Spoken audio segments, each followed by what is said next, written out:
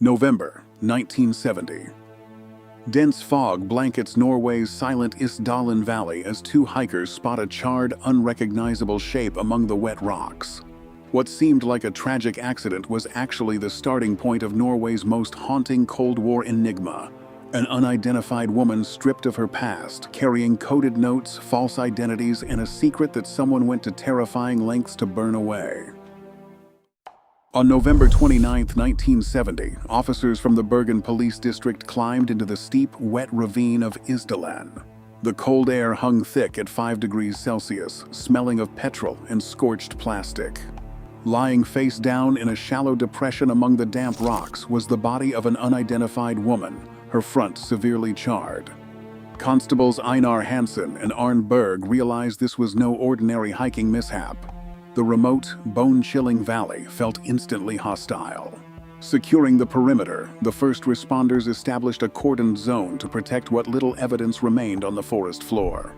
They immediately summoned forensic experts from Kripos, treating the silent clearing not as the site of a tragic mishap, but as a potential crime scene. When investigators examined the woman's belongings, they discovered a series of chilling details that defied a typical suicide or accident. Microscopic analysis of her 9 recovered garments revealed that every single brand tag, size label, and care instruction had been systematically cut away with scissors. This was an intentional, clean slate strategy. Inside her suitcases, police found 3 distinct wigs, a short blonde synthetic piece, a shoulder-length brown human hair wig, and a coarse red toupee. Her wardrobe featured garments from France, Germany, and the United Kingdom, several of which had been restitched or altered by hand. Seeking a breakthrough, forensic odontologists in early 1971 charted her teeth and built a clay facial reconstruction. Over 2,000 public tips flooded in, but the scientific limitations of the era offered no matches. In 1970, there was no centralized dental registry, and DNA profiling was decades away. Every physical clue pointed to a carefully manufactured anonymity, transforming a remote death into an active, calculated puzzle. At the Bergen railway station, police searched left luggage locker 23 and uncovered a paper trail that widened the investigation. Inside her suitcases were 4 forged passports, altered with substituted photos and counterfeit stamps. Traveling under the names Anne LaRue, Maria Schmidt, Karen Nilsson, and Elizabeth Brown, this woman had bypassed European border controls with ease. Hotel ledgers from Paris, Copenhagen, Stockholm, and Oslo documented her rapid movements. She checked in under different aliases, including Fenella Lorch, paid only in cash or traveler's checks, and never stayed in one place for more than a single night. Beside her clothes lay 2 A5 notebooks filled with coded messages, alphanumeric sequences, and hand-drawn symbols. Although cryptographers could not break the cipher, they matched the entries to her travel dates and hotel stays. This paper trail exposed an active, highly disciplined traveler, running a web of false identities across a divided continent. As investigators mapped her movements, they began interviewing local residents who remembered seeing a striking, yet anxious woman in the days leading up to her death.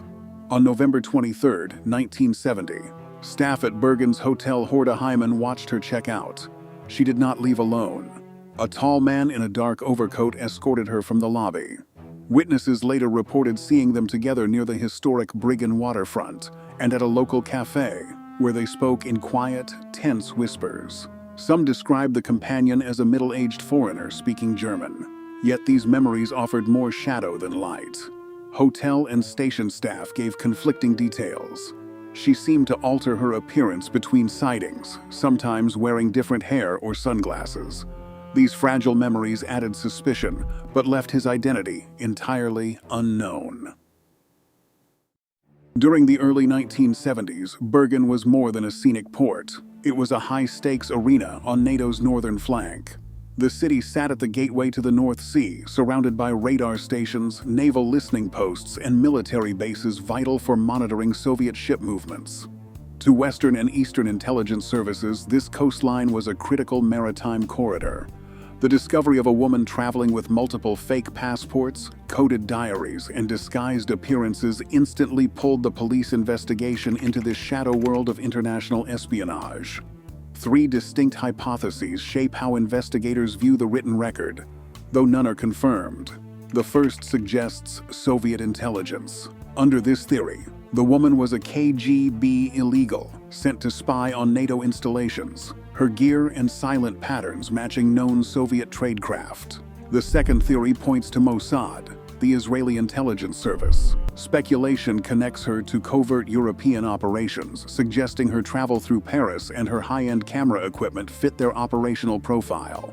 The third hypothesis involves a Western stay-behind network or a NATO-linked double agent operating under covert status near the Bergen naval installations. It is important to separate these theories from verified facts. No declassified documents from the CIA, KGB, or Mossad confirm her identity, and the Norwegian intelligence service has never acknowledged any connection to her. The physical evidence, the erased labels, the wigs, the coded itineraries, shows a clear pattern of professional concealment. But whether this tradecraft served a state agency or an entirely different purpose remains one of the case's unresolved questions. The medical investigation into her death ended in a permanent deadlock. At the Gates Institute, the autopsy revealed 50 to 70 phenobarbital sleeping pills in her stomach. Yet toxicologists measured only a therapeutic dose in her blood, insufficient to kill her on its own. While the presence of these sedatives supports the suicide theory, soot in her lungs proved she was still breathing when the fire started. A potential homicide is suggested by bruising on her left forearm and right thigh, pointing to a physical struggle. Petrol accelerated the flames, but the erratic burn patterns prevented pathologists from determining who ignited the fire. The original inquiry closed without a definitive cause of death, leaving the physical evidence suspended between self-inflicted tragedy and cold-blooded murder. In 2016, Norwegian investigators reopened the files, turning to modern forensics to bypass the dead ends of 1970. Scientists extracted mitochondrial DNA from a preserved femur fragment. While the thermal damage from the fire was severe, they mapped a profile placing her within European haplogroup H. 6 years later, advanced genetic sequencing produced a partial nuclear DNA profile, but searches through global databases yielded no matches. Next, forensic teams analyzed strontium and oxygen isotopes in her tooth enamel. The chemical signatures narrowed her childhood home to Central Europe, pointing to the border region between Germany and France. Yet science could only map her geography, not her identity. These modern discoveries provided precise fragments of a life, but the central mystery remained guarded. The Isdal Woman became slightly more visible through the laboratory lens, yet her true name remained entirely out of reach. In 1970, European police forces lacked the digital networks to share fingerprints and dental records across borders. Over the subsequent decades, essential Bergen police files were systematically purged, destroying raw physical evidence. Today, modern forensic genealogy faces a different wall. Strict Norwegian privacy laws and the 2025 E-Commerce Act block investigators from uploading her DNA profile to commercial databases without a court order. Science can map her childhood to the border between France and Germany, but without legal clearance to search for living relatives, she remains a ghost. Her true name, her companion, and the contents of classified intelligence files remain entirely in the dark. Today, she lies in an unmarked grave, her identity locked in the past. As Cold War secrets fade, she remains a ghost in our connected world. Subscribe to Grimoxa for more premium unsolved mysteries.